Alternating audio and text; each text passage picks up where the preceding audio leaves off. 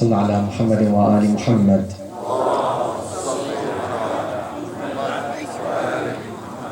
الثاني غفر الله لكم.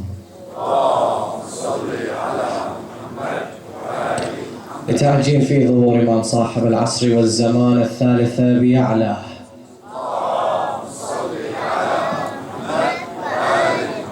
رب اشرح لي صدري ويسر لي امري واحلل عقدة من لساني يفقه قولي. بسم الله الرحمن الرحيم. صلى الله عليك يا ابن رسول الله. صلى الله عليك يا سيدي ويا مولاي يا أبا عبد الله يا رحمة الله الواسعة ويا باب نجاة الأمة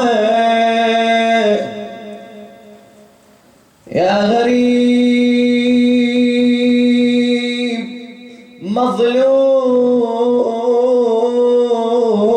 مظلوم كربلاء ما خاب من تمسك بكم وعمل من لجأ إليكم سادتي. يا ليتنا كنا معكم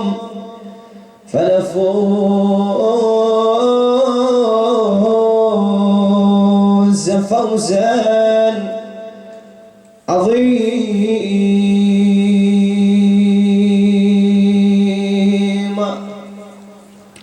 You the symbol to hope that's a flickering flame, painted in awe and surrounded by honor's flame. Life's lessons lie riddled in letters of your name, and with each breath of them our desires they tame. To be of your blessed movement, to be of your blessed movement will be our fame, and we shall live in its shadow, no fear, no shame. With each breath of beat, with each breath and beat of blood, recall this discourse. Our demise it be answered by cries or applause. This badge we have worn, let our mothers mourn. Today we're reborn, let our mothers mourn. قطعت به عرض الفلاة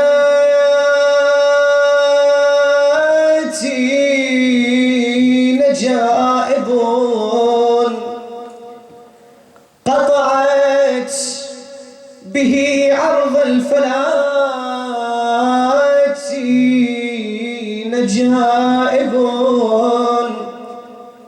تطوي بهن فدافد وسهوب.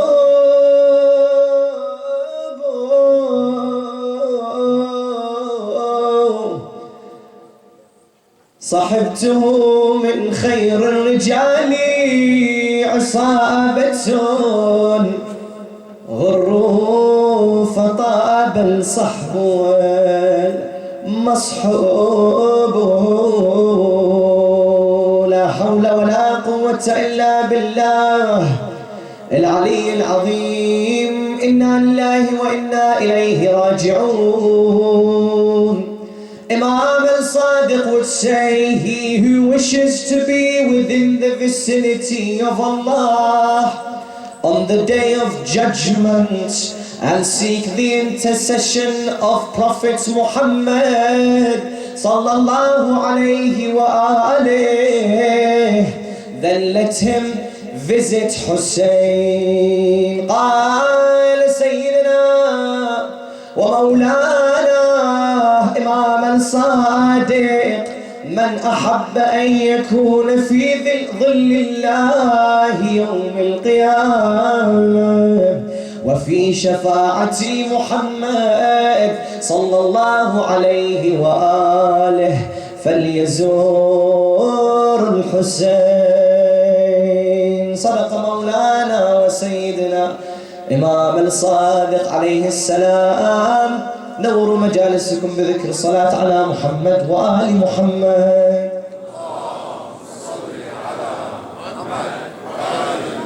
بسم الله الرحمن الرحيم. Dear brothers and sisters and scholars, Assalamu alaikum wa rahmatullahi wa barakatuh. Yes, Imam al-Sadiq, our sixth Imam, says, whoever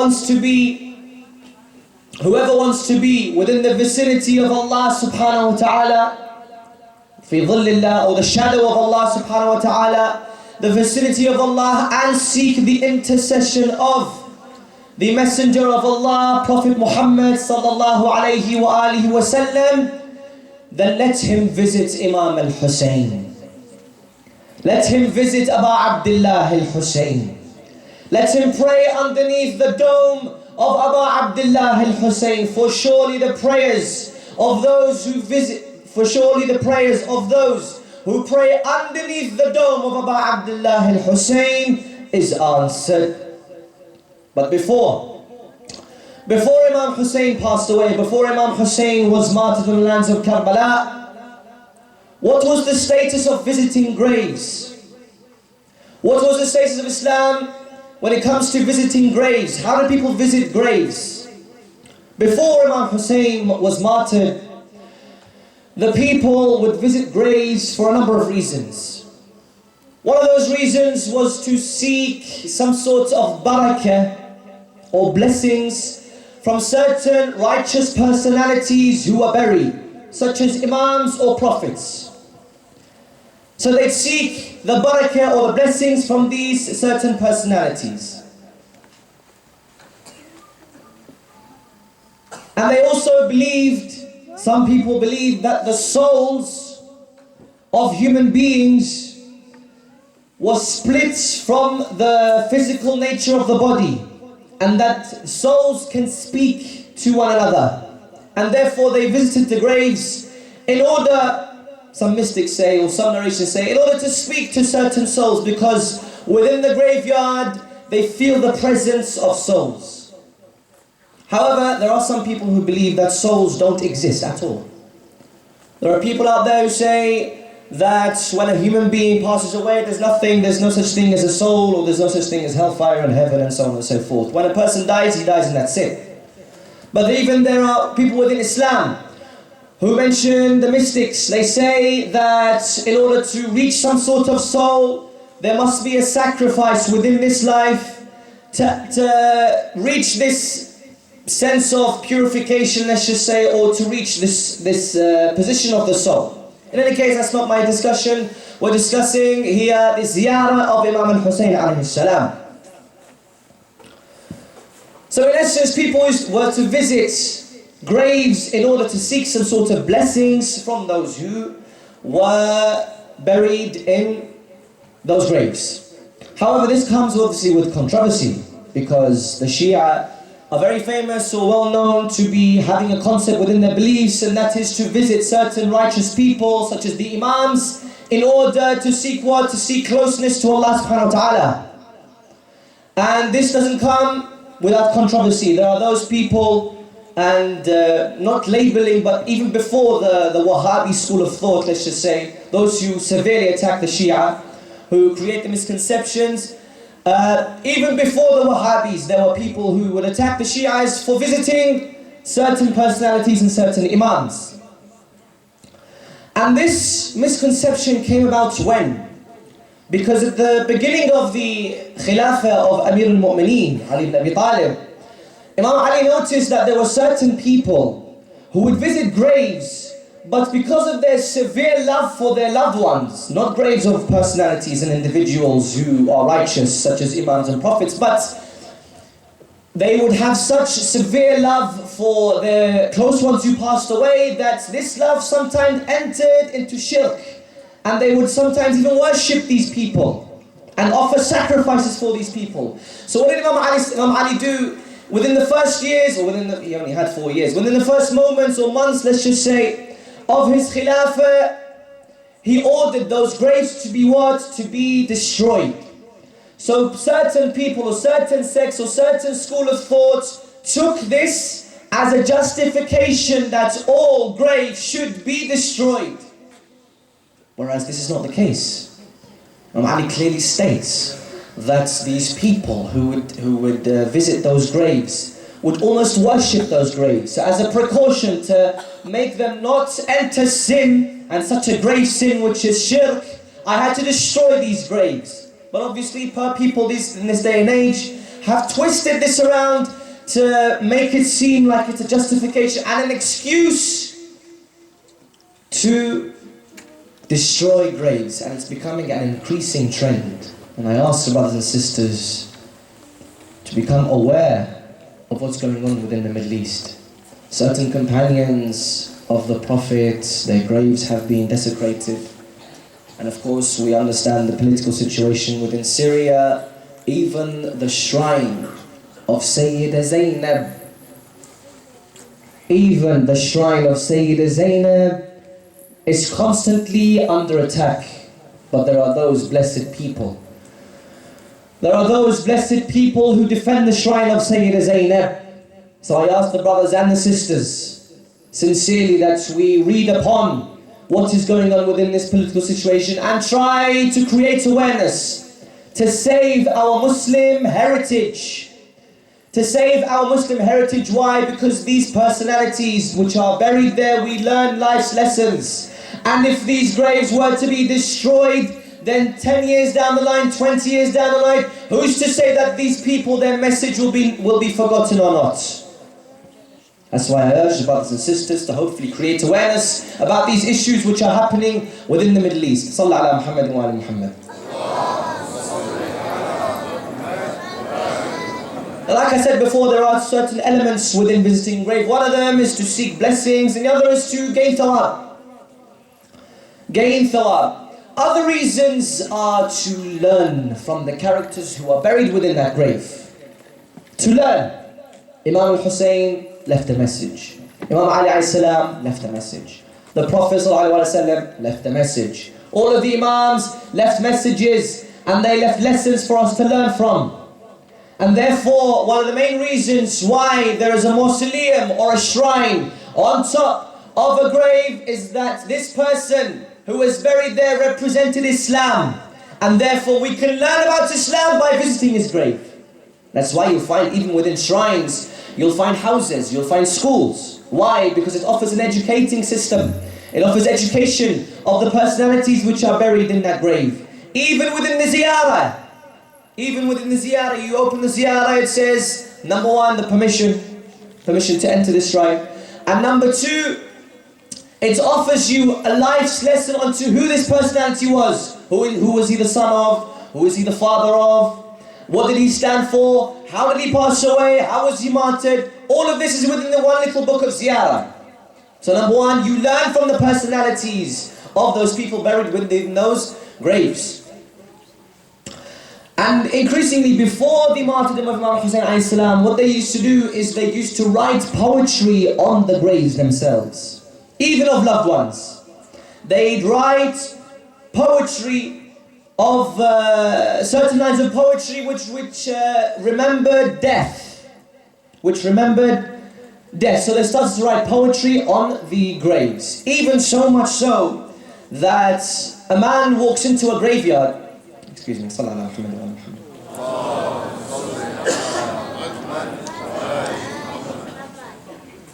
Excuse me. Yes, a man walks into a graveyard. He sees another man crying profusely, uncontrollably crying. He goes up to him and he says, "Dear brother, is it someone who was close to you that passed away? Your mother, your father, your brother, your sister, your children? Who is it that passed away that makes you cry so much?" He said, "None of those, but someone who is dear to me more than those you just mentioned." He said, "Who?" He said, "Who?"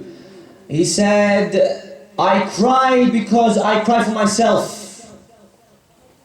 I cry for myself because I come to this graveyard and this person I stand over is an enemy to me and I am an enemy to him. And I came to curse him and insult him, but I found lines of poetry on his graveyard. And those lines remembered me or reminded me that death is close. And it says, "Oh, you who stand upon this grave, know that I am 6 feet under. Live your life. Live your life, but perform your deeds, because at the end of the day, we will all be heading 6 feet under the ground. And the only thing we'll be carrying with ourselves is our deeds, as you all know." I even heard a story the other day. I was reading on Twitter, believe it or not, one of those Uber facts, I think they call it. And one of the tweets said that one of these personalities who was a millionaire who buried herself with $40,000 and all her gold and all her jewelry. All her gold and all her jewelry. Now I think if you find 20 years after that, she will be nothing but dust, but the blood, but the money and the jewelry will probably stay. So I mean, this is the amount, I mean, this is how much people are attached to this world. How much they are attached to this world, that they want to bring their jewelry with them and their wealth towards the grave, not knowing that nothing, no material, anything like that, will benefit them in the hereafter. Now, when it comes to Imam al-Hussein alayhi salam, the aims and the objectives of visiting Imam al-Hussein alayhi salam. Many Imams have mentioned the benefit of visiting Imam al-Hussein. And just for a general consensus, I'd like a raise of hands, if possible, of who has actually visited Imam al-Hussein in this place. MashaAllah. So, I think the majority here haven't visited Imam al-Hussein.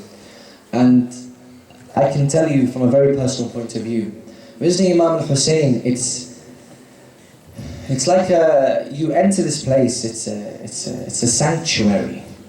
You can enter and you can sit just within the courtyard, not even within the shrine, because the shrine sometimes is too packed, and you don't want to, you don't want to cause mayhem. You don't want to cause any offense to anyone by pushing and shoving. Anyway, the good thing is you can sit in the courtyard, especially when the weather is quite warm, and they have these propellers or these coolers, I think they call it, and you sit there. And you just sit, and you just sit and stare, and you just sit and look at the dome, because you can see the dome from where you're sitting. You can sit there and you contemplate about every aspect of your life. Time doesn't exist, I promise you. Time does not exist when you're sitting in the shrine of Abu Abdullah al-Hussein. You sit there and you contemplate everything that you've been through and everything that you will do in the future. So I urge all the brothers and sisters, inshallah, we are granted the ziyarah of Abu Abdullah al-Hussein ببركة الصلاة على محمد وآل محمد. Now when it comes to the visiting of Imam Hussein alayhi salam, historically speaking, there was a movement. As soon as Imam Hussein was martyred and was buried and the sand was placed upon his grave, there was a movement called the movement of the repenters, Tawabun or Tawabin. The movement of the repenters is what? Are those select few people who felt so much remorse and so much grief and so much regret for not being with Hussein, and these people specifically within Kufa, but in general within Iraq, they felt so much remorse for not being with Hussein that they would visit the grave constantly. Why? As a sign of repentance. They ask Allah subhanahu wa ta'ala to repent for them not being with Hussein, not being with Imam Hussein on the day of Ashura. They'd often even inflict pain within themselves. They'd inflict pain upon themselves. Why? As a sign of purification, just to purify themselves. To purify themselves, they would inflict pain. Why? So that they can feel the small amount of pain that Imam Hussein went through. So this small movement was called the movement of the Tawwabun, or the Tawwabin, or the movement of the repenters. Immediately after Imam Hussein passed away, or immediately after Imam Hussein was martyred. And of course, the purpose of visiting the grave of Imam Hussein ﷺ is that it would please the Prophet. Please the Prophet Muhammad ﷺ. Why? Because the Prophet said, Husaynun minni wa ana min Husayn. And if I was to please the Prophet, then I'd visit the grave of Imam Hussein ﷺ. And of course, even the Imams, to give it more depth, even the Imams would what? Would visit the shrine of Imam Hussein ﷺ. Even when Imam Sadiq says, and I open with this narration, Imam Sadiq said, من أحب أن يكون في ظل الله يوم القيامة وفي شفاعة محمد فليزور الحسين. Whoever wants to be within the vicinity of the Allah subhanahu wa ta'ala, whoever wants to be in the vicinity of Allah subhanahu wa ta'ala and wants the shafa'ah, the intercession from the Prophet Muhammad, then let him visit Imam Hussein. Let him visit Imam Hussein. And Allah subhanahu wa ta'ala raised the status of Imam Hussein by three elements or three factors. He raised the status of Imam Hussein by what? By saying that the prayer underneath the dome of Aba Abdullah al-Hussein will be answered no matter what the prayer would be. That's number one. Number two, he gave the lineage of Imam al-Hussein imamah. He caused the imamah to be within the lineage of Imam al-Hussein. This is raising the status of this character, this noble character of Imam al-Hussein alayhi salam. And number three, one can seek a cure to his illness by using the dust of Imam al-Hussein alayhi salam. Turbat al-Hussein. Al-Shifa fi Turbat al-Hussein. Those three elements, Allah subhanahu wa ta'ala raised the status of Imam al-Hussein. Imam al-Hadi alayhi salam in a narration states, I sent one of my companions called Abu Hisham. I sent him to another companion to do a ziyarah on my behalf. This is Imam al-Hadi. And he says, because I was ill and because I was sick, I sent my companion Abu Hisham. I said to him, take this small amount of money, give it to a companion and tell him to visit Imam al-Hussein and let him pray for me underneath the dome of Imam Hussein alayhi salam. So Abu Hisham took this small amount of money, went to a companion, and he said to his companion, go do the ziyarah on behalf of our Imam. The companion said, hold on.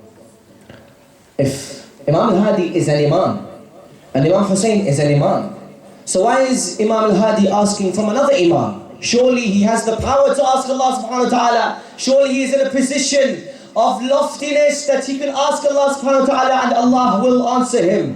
Why does he need to go to Imam al-Hussein alayhi salam? There Abu Hisham says, you know what? You could be right actually. Let me go back to Imam al-Hadi and seek some sort of clarification. So he went back to Imam al-Hadi, Abu Hisham, and said, Imam, I went to a companion and he said to me, you know, you're an Imam. Surely you can pray to Allah subhanahu wa ta'ala and ask for your hajat. Why do I need to travel miles and miles and miles and thousands of miles in order to reach Imam Hussein's shrine and pray for you when you are an Imam yourself and he is an Imam? Imam Hadi turns around and says, go back to the companion and tell him that Allah subhanahu wa ta'ala has placed specially for prayers to be answered. Allah subhanahu wa ta'ala has placed a place especially for the answer of prayer, and that is underneath the dome of Imam al-Hussein alayhi salam. Exactly where he is buried, that shrine, above it there's a dome. Underneath that dome, any prayer that is asked from Allah subhanahu wa ta'ala will be answered. And that is the Imam saying that we have to visit Imam al-Hussein alayhi salam. And of course, visiting Imam al-Hussein alayhi salam is a pledge of allegiance. And tonight we remember the companions of Imam al-Hussein alayhi salam, those noble 72 who sacrificed literally everything that they have in order to be martyred alongside Imam Hussein alayhi salam. Salli ala Muhammad wa ala Muhammad. It's the nights before Ashura. Listen to this. It's the nights before Ashura. And Imam al-Hussein gathers all his companions. He tells them, I am on a mission. I have an objective. And that I seek martyrdom and I seek death. I have taken my family with me and I have taken my women and children. But you, O companions, you do not have to be here. There was a candle, and this candle, Imam says, I'm going to blow out this candle and wait for about a minute. If you wish to leave, you may do so. If you do not wish to leave, then know at the end of this journey there is death, and there is pain, and there is torture. So he turns off the lights. Complete darkness within the camp of Imam Hussein alayhi salam. A minute later, he turns on the candle, he flames the candle again, he finds every single one of those companions staying there. Not one of them moved an inch. Until one of them said, "Oh Hussein, even if they cut me to 1,000 pieces, even if they cut me to 1,000 pieces and I am resurrected, and I am cut to 1,000 pieces and I am burnt, I will never leave the path of Hussein. I will never leave the path of Hussein." Yes, Hur bin Yazid al-Riyahi. He was the man that deflected the path of Imam al-Hussein towards Karbala. He said to Imam al-Hussein, I cannot take you to Kufa, we have to go to somewhere else. And so, on the day of Ashura, he sees the army and he sees people going into battle. He says to Ibn Sa'd, are you really going to kill this man? Are you really going to murder Imam Hussein, the grandson of the Prophet? He says, by Allah, heads will roll and blood will flow and arms will be chopped off and there will be death. Here, Hur takes a step back. Do I really see myself murdering the grandson of Imam al-Hussein alayhi salam? He says, إني أخير نفسي بين الجنة والنار فوالله لا أختار على الجنة شيئا. Hur takes a step back. He realizes that he is now between heaven and hell. And what did he choose? He never chose hell, he chose heaven. إني أخير نفسي بين الجنة والنار فوالله لا أختار على الجنة شيئا. He runs towards Imam al-Hussein, he grabs his horse and he gallops towards Imam al-Hussein. Ya Sayyidi, Ya Mawlai, I'm sorry. Please forgive me, Aba Abdullah. Forgive me, for I didn't know that they will slaughter you and slaughter your family. Forgive me. Yes, Imam al-Hussein forgives Hur, and Hur says, give me the honor of fighting alongside you and fighting within your companions, and give me the honor to be the first person to be martyred on your way. So Hur bin Yazid al-Riyahi goes towards the battlefield. He battles bravely and valiantly until he is overcome and he falls from his horse. He says, Assalamu alayka ya Aba Abdullah, alayka minni salam. Imam al-Hussein then and runs towards Hur. He sits beside Hur and he says to him, أنت الحر كما سمتك أمك وأنت الحر في الدنيا والآخرة. You are free just like your mother has called you, and you are free in this world and the hereafter. But something which is more tragic is that Hur had family. Hur had a tribe in which they would take his body, and you know where I'm going with this. Hur had a tribe and they take his body. They take his body and they bury him and give him a proper burial. But on the day of Ashura, for 3 days, Hussein lies on the plains of Karbala. No tribe to take care of him, no family to take care of him. العشيرة شالته ببحر الظهيرة، الكل منهم عليه شالته الغيرة. بس ظلوا الماء عدهم، بس ظلوا الماء عدهم عشيرة، ضحايا بالشمس من غير تغسيل. لا حول ولا قوة إلا بالله العلي العظيم. إنا لله وإنا إليه راجعون.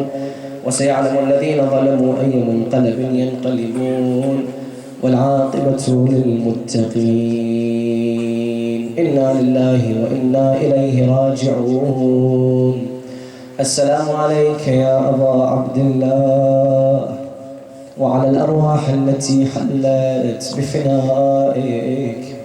عليكم مني جميعا سلام الله أبدا ما بقيت وبقي الليل والنهار، ولا جعله الله آخر العهد مني لزيارتكم. السلام على الحسين وعلى علي بن الحسين وعلى أولاد الحسين وعلى أصحاب الحسين، خصوصا سيدي ومولاي أبي الفضل العباس واخته زينب جميعا، ورحمة الله وبركاته. إلهي بمريض كربلاء زين العابدين يا رب، عافي وشافي جميع المرضى، على خصمنا وصانا بالدعاء يا الله. إلهي بالحسين تقبل منا من مؤسس هذا المجلس بأحسن قبول يا الله.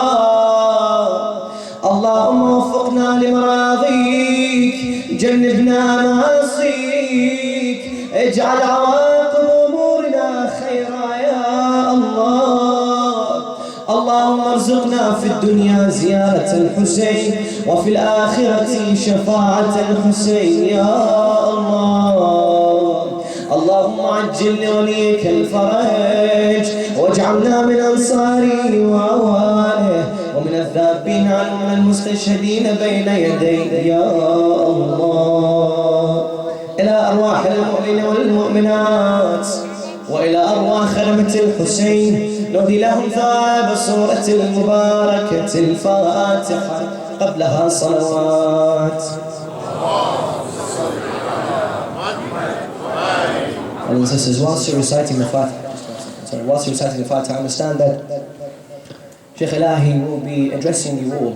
So I'd urge you to stay within the hall for the foreseeable future before the lecture, before the Arabic lecture, because Sheikh Ilahi will be talking to you about a very, very important subject, which I urge you all to inshallah listen to and take heed of his words inshallah.